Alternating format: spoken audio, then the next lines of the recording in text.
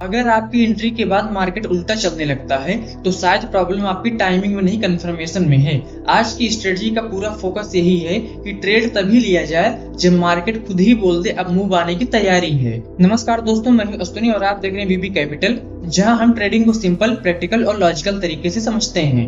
दोस्तों, मार्केट में सबसे डेंजरस चीज लॉस नहीं होती, बल्कि वो कंफ्यूजन होता है जहां ट्रेडर को लगता है कि अब ब्रेकआउट आएगा, लेकिन अगली ही कैंडल में पूरा सेटअप फेल हो जाता है। और यही वजह है कि ज्यादातर लोग इंडिकेटर बदलते रहते हैं, स्ट्रेटजी बदलते रहते हैं, लेकिन रिजल्ट उनका नहीं बदलता। लेकिन आज की इस वीडियो में मैं आपको एक ऐसी 5 मिनट की इंट्राडे स्ट्रेटजी दिखाने वाला हूं जिसमें मल्टीपल कंफर्मेशन यूज होते हैं ताकि रैंडम एंट्रीज को अवॉइड किया जा सके। और सबसे अच्छी बात यह है कि स्ट्रेटजी बिल्कुल सिंपल है, लेकिन लॉजिक बहुत ही पावरफुल है। अगर आप इस चैनल की वीडियो पहली बार देख रहे हैं तो आप इस चैनल को सब्सक्राइब कर लीजिए, क्योंकि यहाँ आपका भाई रेगुलर मार्केट से जुड़ी हुई प्रैक्टिकल और सिंपल वीडियो शेयर करता है, जहाँ चीजों को आसान भाषा में समझने की कोशिश की जाती है। तो अब देर न करते हुए चलते हैं सीधे चार्ट पर और इस स्ट्रेटजी को अच्छी तरीके से समझते हैं।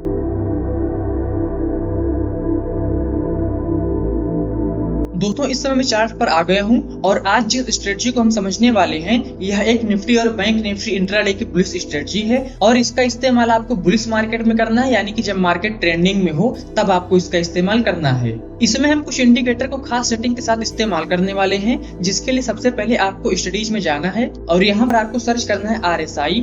नीचे देखिए RSI लिख कर इस पर क्लिक कर देना है तो यहाँ आपका इंडिकेटर RSI का लग जाएगा। इसके सेटिंग में हम जाएंगे और इसका ओवर पार्ट 80 है, इसको बदल के हमें कर देना है 50 और इसका कलर हम कर देंगे ग्रीन से ताकि यह बिल्कुल क्लियर दिखाई दे और यहाँ से इसे डन कर देना है। इसके बाद एक इंडिकेटर आपको और लेना होगा, उसके लिए दोबारा से स्टडीज और यहाँ पर आपको सर्च करना है बॉलिंजर बैंड। आप यहाँ देखिए नीचे बॉलिंजर बैंड लिख कर आ रहा है, इस पर क्लिक कर देना है और इसकी जैसे भी सेटिंग है बाय डिफॉल्ट ऐसे ही रहेगी। इसके बाद दोस्तों यहाँ पर हम एक मूविंग एवरेज का इस्तेमाल करने वाले हैं, उसके लिए दोबारा से जाएंगे स्टडीज में और इस बार हमें यहाँ सर्च करना है मूविंग एवरेज। आप यहाँ देखिए नीचे लिख कर आ रहा है, इस पर क्लिक कर देना है और इसमें पीरियड में 50 है, इसको बदल के हमें कर देना है 20 और फील्ड में क्लोज ही रहेगा, टाइप में सिंपल ही रहेगा, इसको हम यहाँ से डन कर देंगे। इसके बाद आपको दोबारा से जाना है स्टडीज में और यहाँ पर आपको एक इंडिकेटर और लेना होगा, सुपर ट्रेंड। आप यहाँ देखिए नीचे सुपर ट्रेंड लिख कर इस पर क्लिक कर देना है और इसकी सेटिंग भी एक बार हम समझ लेते हैं क्या रहेगी। इसमें आप देखें पीरियड में 7 है, मल्टीप्लायर में 3 है, ये ऐसे ही रहेगा, इसको हम यहाँ से डन कर देंगे। इसके बाद हमें यहाँ पर एक सुपर ट्रेंड और लेना है, उसके लिए दोबारा से जाएंगे स्टडीज में और यहाँ पर मैंने भी सर्च किया था इसलिए लिख कर आ रहा है पहले से ही, इस पर दोबारा से क्लिक कर देंगे और इसकी सेटिंग में कुछ बदलाव किया जाएगा। इसमें पीरियड में 7 की जगह कर देना है 10 और मल्टीप्लायर में 3 रहेगा, लेकिन जो इसका अप ट्रेंड का कलर ग्रीन से है उसको हम कर देंगे ब्लू से ताकि दोनों सुपर ट्रेंड आपस में मैच न करें, दोनों अलग दिखाई दे। इसके बाद हमें यहाँ से डन कर देना है और यहाँ पर दोस्तों एक सुपर ट्रेंड और इस्तेमाल करना होगा, दोबारा से स्टडीज सुपर ट्रेंड और इसकी सेटिंग में पीरियड में कर देना है 11 और मल्टीप्लायर में 2 और इसका कलर हम कर देंगे पर्पल से और यहाँ से हम इसे डन कर देंगे। दोस्तों, इसमें आपको बस केवल इतने ही इंडिकेटर का इस्तेमाल करना है, लेकिन अभी आपको लग रहा होगा कि बहुत ज्यादा इंडिकेटर लगाया गया है, लेकिन यह सभी सामान्य इंडिकेटर ही है, बस इसकी कंफर्मेशन अलग अलग पीरियड में चाहिए, जिसकी वजह से एक ही सुपर ट्रेंड को अलग अलग पीरियड में 3 बार इस्तेमाल किया गया है। और आप यह सभी इंडिकेटर मार्केट खुलने से पहले ही चार्ट पर लगा सकते हैं ताकि मार्केट टाइम में आपका समय बर्बाद ना हो, क्योंकि यह सभी कंडीशन आपको निफ्टी और बैंक निफ्टी इंडेक्स में केवल 5 मिनट के टाइम फ्रेम पर ही देखना है और आप यहाँ पर देख भी सकते हैं, मैंने भी यहाँ पर 5 मिनट का टाइम फ्रेम लगा के रखा है। अब समझते हैं आपको इसी कंडीशन में क्या क्या देखना होगा, जिसके लिए हम इस चार्ट थोड़ा सा जूम कर देंगे ताकि आप थोड़ा सा क्लियर समझ में आए और अब हम इसी कंडीशन को एक एक करके समझते हैं। दोस्तों, इसकी पहली कंडीशन में आपको ये देखना है कि 5 मिनट की जो कैंडल है वह बुलिश होनी चाहिए, यानी कि जो उसका क्लोजिंग प्राइस हो वह उसकी ओपनिंग प्राइस से ऊपर होना चाहिए। तो यहाँ पर आप देख रहे हैं हमारी ये कैंडल बुलिश बनी हुई है और यहाँ पर हमारी ये कंडीशन भी मैच हो रही है। इसका सिंपल मतलब है कि उस कैंडल में बायर्स एक्टिव है, लेकिन सिर्फ बुलिश कैंडल देकर एंट्री लेना डेंजरस हो सकता है, क्योंकि कई बार मार्केट फेक मूव भी देता है। इसीलिए हमने यहाँ एक नहीं बल्कि मल्टीपल ट्रेंड कंफर्मेशन यूज किए हैं। और अब इसकी दूसरी कंडीशन आती है कि आप जिस कैंडल को देख रहे हैं वह कैंडल 7-3 सुपर ट्रेंड के ऊपर क्लोज होनी चाहिए। तो अभी आपने देखा जो हमारा 7-3 का सुपर ट्रेंड है वो यहाँ पर है, ग्रीन वाली लाइन जो जा रही है, और ये कैंडल हमारी 7-3 सुपर ट्रेंड के ऊपर क्लोज हुई है। यह एक तरीके से दोस्तों फास्ट कंफर्मेशन देता है। इसके बाद तीसरी कंडीशन में आपको ये देखना है कि वो कैंडल 10-3 सुपर ट्रेंड के ऊपर भी क्लोज होनी चाहिए। तो आप 10-3 का सुपर ट्रेंड देखिए, यहाँ पर है ब्लू वाली लाइन और ये वाली कैंडल 10-3 सुपर ट्रेंड के ऊपर क्लोज हुई है। दोस्तों यह एक तरीके से मीडियम टर्म स्ट्रेंथ को कंफर्म करता है। और इसके बाद आपको चौथी कंडीशन में ये देखना है कि जिस कैंडल पर अभी तक की सारी कंडीशन मैच हुई है वो कैंडल 11-2 के सुपर ट्रेंड के ऊपर भी क्लोज होनी चाहिए। अगर आप यहाँ पर 11-2 का सुपर ट्रेंड देख रहे हैं तो 11-2 का जो सुपर ट्रेंड है वो ये वाला है और ये कैंडल हमारी 11-2 सुपर ट्रेंड के ऊपर क्लोज हुई है। दोस्तों इसका मतलब ये है कि मार्केट सिर्फ शॉर्ट टर्म मोमेंटम नहीं बल्कि ब्रॉडर बुलिश कंट्रोल भी दिखा रहा है। अब यहाँ बहुत से लोग सोचेंगे कि 3 सुपर ट्रेंड क्यों? क्योंकि मार्केट में सबसे ज्यादा लॉस तब होता है जब ट्रेडर सिंगल कंफर्मेशन को देखकर जल्दी एंट्री करता है, लेकिन जब मल्टीपल ट्रेंड्स फिल्टर एक साथ अलाइन होते हैं तो वीक सेटअप भी अपने आप हटने लगते हैं। इसके बाद दोस्तों आपको अगली कंडीशन में ये देखना है कि जिस कैंडल पर अभी तक की सारी कंडीशन मैच हुई है वह कैंडल 20 SMA के ऊपर जाकर क्लोज होनी चाहिए। तो अगर आप 20 SMA की लाइन देख रहे हैं तो ये वाली है नीचे रेड वाली, और ये कैंडल 20 SMA के ऊपर जाकर क्लोज हुई है।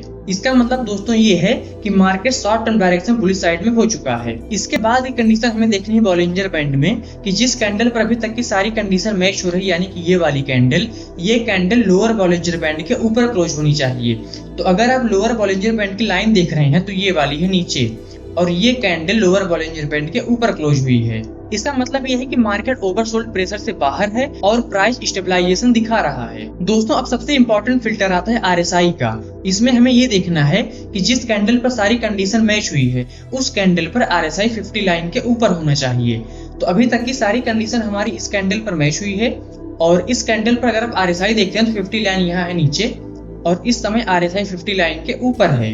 दोस्तों RSI का 50 लेवल बहुत ही पावरफुल होता है क्योंकि यह मार्केट स्ट्रेंथ को रिप्रेजेंट करता है, क्योंकि 50 के नीचे मार्केट कमजोर माना जाता है और 50 के ऊपर बायर्स की स्ट्रेंथ बढ़ने लगती है। तो जब RSI 50 के ऊपर है, प्राइस SMA के ऊपर है और तीनों सुपर ट्रेंड बुलिश हैं और कैंडल भी बुलिश है, तब हमें मार्केट में कंफर्मेशन बेस्ड सेटअप मिलता है।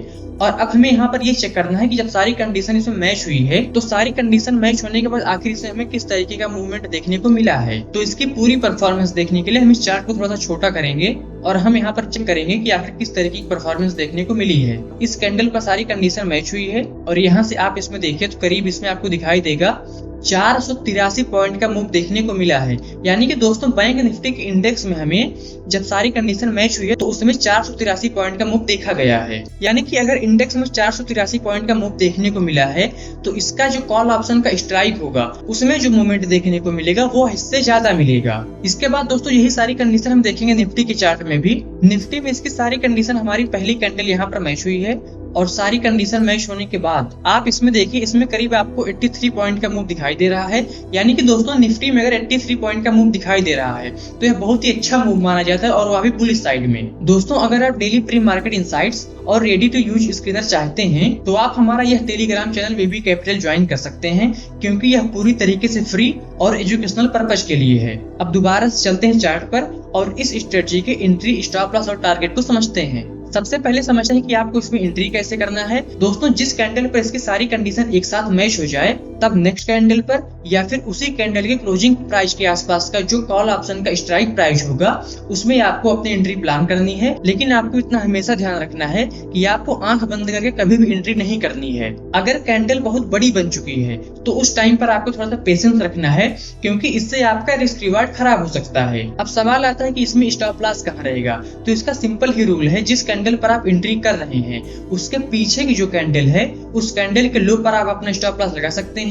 यानी कि अगर आपकी एंट्री इस कैंडल पर हो रही है तो इसके पीछे की जो कैंडल है ये वाली, इस कैंडल का जो लो है उस लो के थोड़ा सा नीचे आपको अपना स्टॉप लॉस लगाना है। और अगर हम इसमें टारगेट की बात करें तो इसमें आपको कम से कम 1:2 रिस्क रिवार्ड का पालन करना है। यानी कि जितना बड़ा आपका स्टॉप लॉस है उससे लगभग 2 गुना आपको टारगेट लेकर चलना चाहिए। लेकिन अगर मार्केट स्ट्रॉन्ग ट्रेंड में चलता है तो आप ट्रेलिंग स्टॉप लॉस के लिए सुपर ट्रेंड का भी यूज कर सकते हैं। यानी कि अगर सुपर ट्रेंड की हम बात करें तो जो नीचे वाला 7-3 का सुपर ट्रेंड है आप इसको भी स्टॉप लॉस की तरह इस्तेमाल में ले सकते हैं। अब सबसे जरूरी बात यहाँ पर ये आती है कि आपको इस स्ट्रेटजी का इस्तेमाल साइडवेज मार्केट में बिल्कुल भी नहीं करना है क्योंकि साइडवेज मार्केट कंफर्मेशन कंफर्मेशन को बार बार ट्रैप करता है, इसीलिए मार्केट स्ट्रक्चर को इग्नोर नहीं करना है।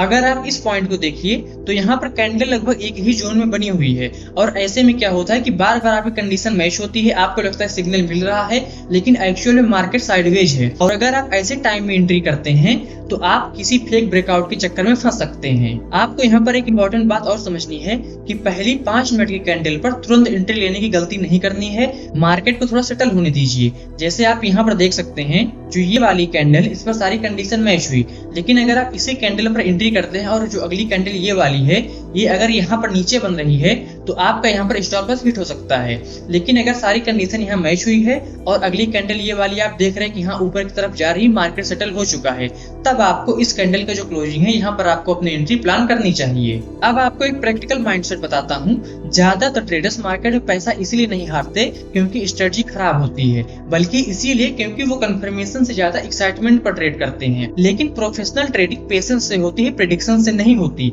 इसीलिए इस स्ट्रेटजी का असली पावर इंडिकेटर में नहीं बल्कि डिसिप्लिन में है। अब आप हमें कमेंट करके जरूर बताइए, क्या आप सिंगल इंडिकेटर यूज करते हैं या फिर कंफर्मेशन बेस्ड ट्रेडिंग पसंद करते हैं? और यदि आप चाहें तो मैं इस स्ट्रेटजी का स्क्रीनर भी सिखा दूंगा, बस आपको एक कमेंट करना है और अगली वीडियो में हम इसका स्क्रीनर भी सीखेंगे। दोस्तों, अगर आपको वीडियो यूजफुल लगी हो तो वीडियो को लाइक जरूर करें और ऐसे ट्रेडर दोस्त के साथ शेयर करें जो बार बार फेक ब्रेकआउट में फंस जाता है, और चैनल को सब्सक्राइब करके बेल आइकन जरूर दबाइए ताकि ऐसे ही प्रैक्टिकल और लॉजिकल ट्रेडिंग वीडियोज आप तक सबसे पहले पहुंचती रहे।